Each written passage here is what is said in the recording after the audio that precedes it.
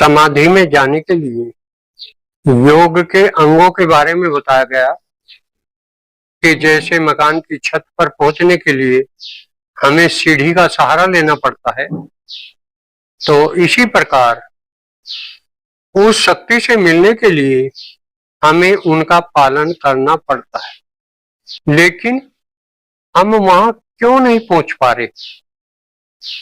हम उनका पालन क्यों नहीं कर पा रहे? हम अपने आप को क्यों नहीं जान पा रहे? इसका कारण है दृष्टा और दृश्य का संयोग। दृश्य ये प्रकृति है और दृष्टा वो शक्ति है जिसने प्रकृति बनाई और जो इसको चला रहा। 23वें सूत्र में साधन पाद की यही बताया गया है, स्वयं स्वामी शक्तयो स्वयं रूपो उपलब्धि हेतु संयोग है। इस संयोग के कारण हम प्रकृति के साथ जुड़ गए। दोनों चीज हम हैं, दृष्टा भी हम ही है, हमारे अंदर वो शक्ति है आत्मा, और उस आत्मा ने ही ये शरीर बनाया। हम कभी नहीं सोच पाते कि ये शरीर कैसा बना और ये कितना बहुमूल्य है। ये हीरा है, लेकिन हम इसको कांच समझ बैठे। क्यों? क्योंकि हमें यह फ्री में मिला है, हमें इसका कुछ मूल्य नहीं देना पड़ता। और जो चीज मुफ्त में मिलती है उसकी हम कदर नहीं करते, उसका हम महत्व नहीं समझते। और जो चीज जितनी कीमती होगी, पैसों की मिलेगी, उसकी उतनी ही ज्यादा देखभाल हम करेंगे। तो ये प्रकृति और शरीर एक चीज है। ब्रह्मांड और पिंड दोनों एक चीज है, वो उसी का भाग है। तो ये प्रकृति 24 तत्वों की बनी और इसको बनाने वाला वो दृष्टा है, वो आत्मा है, वो परमात्मा है। लेकिन हम दृष्टा को जानने की कभी इच्छा पैदा ही नहीं करते। हम इस दृश्य को ही अपना रूप मान बैठे। ये दृश्य हमें भोग की सामग्री दे रहा और हम उसी में इतने तल्लीन हो गए कि हम उस दृष्टा से मिलना नहीं चाहते, हम उसको जानना नहीं चाहते।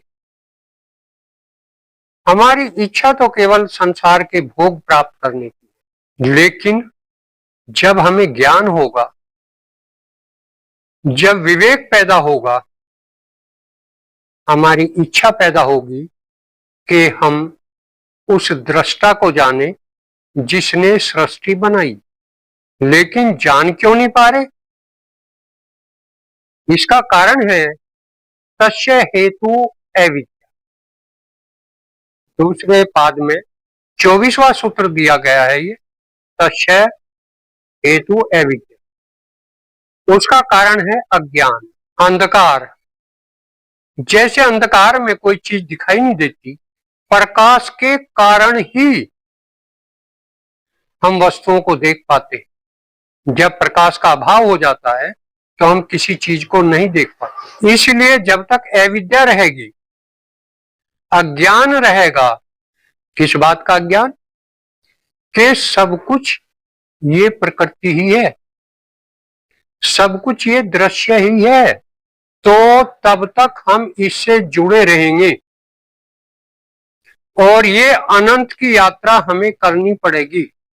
जब हमें ये पता चल जाएगा, ये विवेक जागृत हो जाएगा, ये ज्ञान हो जाएगा कि ये प्रकृति उसी की है, उसकी शक्ति है जिससे ये प्रकृति बनी।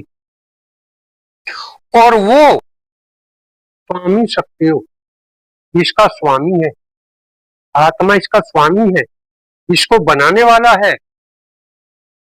तो हम इस प्रकृति को बनाने वाले हैं, दृष्टा। यहां संसार में आकर जो हमने शरीर धारण किया है, तो हमारा उद्देश्य एक ही है, कि हम इस प्रकृति को देखें, उसकी जानकारी लें, यहां रहे, उसकी जानकारी ले, लेकिन उसमें रमे नहीं। केवल एकमात्र उद्देश्य यही न बनाए कि मैं यहां भोग के लिए आया हूं। नहीं, मैं तो उस प्रकृति को जानने के लिए आया हूं जो मैंने बनाई है। जैसे जो फैक्ट्री मैंने लगाई है, मैं उसमें कार्य करता हूं, उसको देखता हूं, उसका संचालन करता हूं। तो हम भी यहाँ अपनी फैक्ट्री को देखने के लिए आए हैं। ये उसकी कितनी सुंदर रचना है, कैसे पेड़ बनाए, कैसे फूल बनाए, कैसे नदियां बनाई, कैसे पहाड़ बनाए, कैसे वृक्ष बनाए, कैसे जीव जंतु बनाए इस प्रकृति में। तो ये प्रकृति मेरी कितनी सुंदर रचना है। मैं तो यहाँ इसको देखने के लिए आया हूँ, मैं इसमें बसने के लिए नहीं आया। जब मेरे अंदर ये विवेक जागृत होगा कि मैं वो शक्ति हूं जो इसके बनाने वाली है, और ये चूंकि गुणों की बनी हुई है, तो इसमें वही सुख दुख गुण है। यहाँ आकर वही लाभ हानि, चूंकि यह प्रकृति द्वैत है। जैसे दिन के साथ रात जुड़ी हुई है, लाभ के साथ हानि जुड़ी हुई है, मान के साथ अपमान जुड़ा हुआ है, आकर्षण के साथ विकर्षण जुड़ा हुआ है। तो ये द्वैत है प्रकृति, इसके बगैर ये बन नहीं सकती। तो इस प्रकृति से हटकर मैं प्रकृति नहीं हूं, मैं तो प्रकृति के बनाने वाली शक्ति हूं। जब ये धारणा मेरी बन जाएगी और मुझे ज्ञान हो जाएगा, तो मैं इस प्रकृति से हटूंगा और अपने स्वरूप में स्थित होना सीखूंगा, जिसका नाम योग है। अगर मैं इस योग का पालन करूंगा और समाधि तक पहुंच जाऊंगा, तो मेरी स्थिति क्या बनेगी, मुझे उसकी क्या उपलब्धि होंगी, ये साधन पाद के 27वें सूत्र में दिया गया है। तस्य शब्दा प्रांत भूमि प्रज्ञा, उसके अंदर प्रज्ञा पैदा हो जाएगी, विवेक पैदा हो जाएगा, और उससे क्या होगा। पहला है कार्य विमुक्ति प्रज्ञा। वो प्रज्ञा क्या करेगी, जो हम संसार में संलग्न थे, जो संसार में लगे हुए थे, जो इस प्रकृति में लिप्त थे, वहां से हमारी मुक्ति होगी। जो बंधन थे, हम प्रकृति के साथ बंधे हुए थे, हम उससे हटेंगे। जो जाल हमने बुना था उसमें फंसने के लिए, हम उससे बाहर निकलेंगे। इससे हमारी क्या स्थिति बनेगी। पहली है ज्ञेय शून्य अवस्था। उसके बाद हम जानेंगे कि हम प्रकृति नहीं है, हम प्रकृति को बनाने वाली शक्ति हैं। वो हमने जान लिया, जो अज्ञान था वो हमारा खत्म हो गया। हमें ज्ञान हो गया कि हम क्या है, हम प्रकृति नहीं है, हम तो आत्मा। तो अब यहाँ कुछ भी जानना शेष नहीं है, जो जानना था वो जान लिया। दूसरा है शून्य। जो मुझे छोड़ना था वो मैंने छोड़ दिया। जो मैं प्रकृति के साथ जुड़ा हुआ था और प्रकृति को ही अपना रूप मान लिया था, प्रकृति के साथ जो मेरा संयोग हो गया था, उसका मैंने अभाव कर लिया है।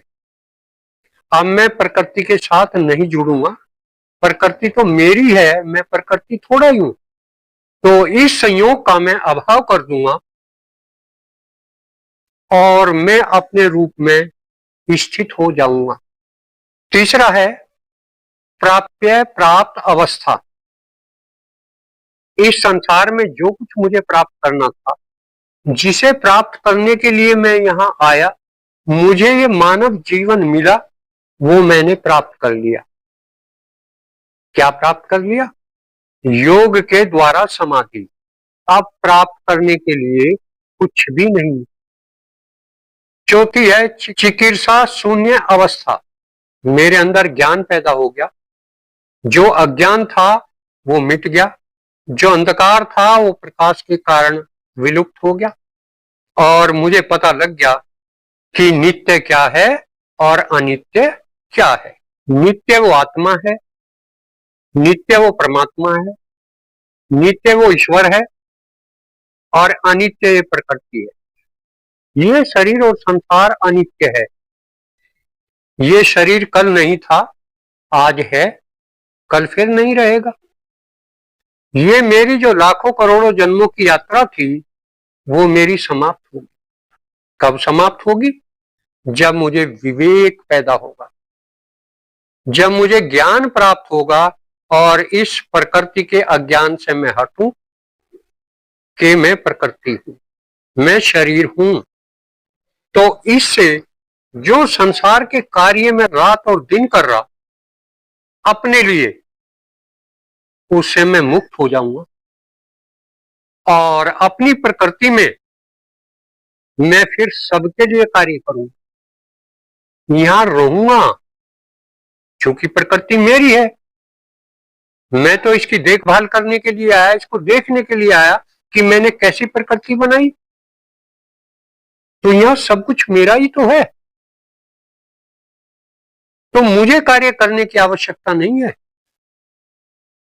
अपने लिए मेरा कोई कार्य शेष नहीं रहेगा। जो भी कार्य करूंगा सब जीवों के लिए करूंगा, प्रकृति के लिए करूंगा। इससे मैं कार्यों से विमुक्त हो जाऊंगा। दूसरा इसका मुझे क्या लाभ होगा? चित्त विमुक्ति प्रज्ञा।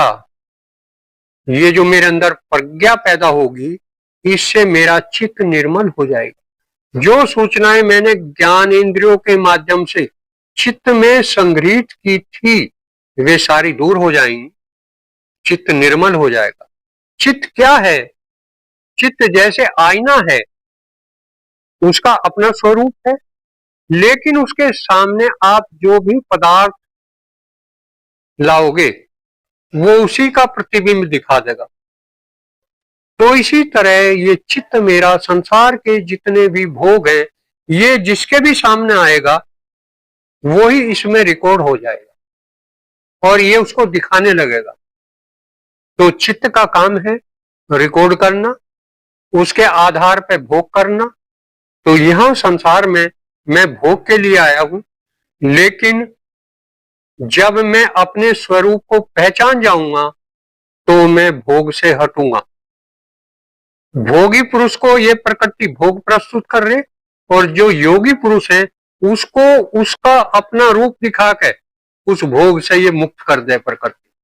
तो चित्त ने अपना काम कर लिया है और उसने भोग और अपवर्ग दोनों कार्य को संपन्न कर लिया है।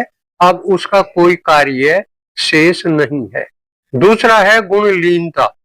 ये प्रकृति 3 गुणों की बनी हुई है, सतोगुण, रजोगुण और तमोगुण।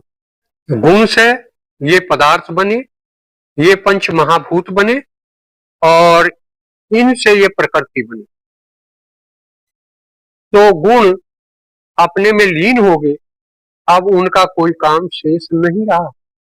और तीसरा है आत्म स्थिति, जीवन मुक्त अवस्था।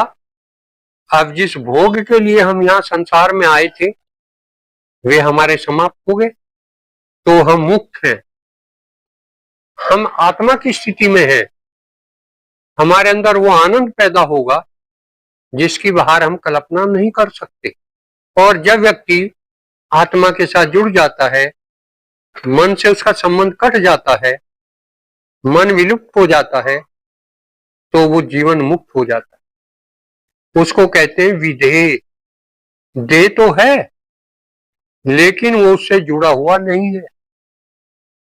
यहां रहते हुए भी हम मुक्त हो सकते हैं। यदि हम समाधि में जाएंगे तो यहां रहते हुए भी, इस शरीर के रहते हुए भी हम विधेय हो जाएंगे। राजा जनक एक राजा थे, लेकिन जब अष्टावक्र ने उन्हें ज्ञान दिया तो वे तुरंत समाधि में पहुंच गए और आज भी हम उन्हें विधेय कहते हैं। तो यहां शरीर में रहते हुए भी हम शरीर से अलग रह सकते हैं।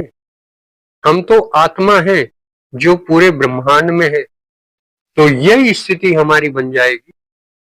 तो आज समझा है कि हम इस संसार में क्यों आए हैं, जिसका कारण अविद्या है। उस अविद्या को दूर करने के लिए हमें योग के साधन, योग के अंगों का पालन करना होगा, और जो हमारा गंतव्य है, जहां हमें पहुंचना है, हम वहां तक पहुंच जाएंगे। और जब वहां पहुंच जाएंगे तो हमारे अंदर क्या स्थिति होगी, हमारी क्या दशा होगी, तो ये समझाया गया है। इस वीडियो को लाइक करें और सब्सक्राइब करें। आज इतना ही।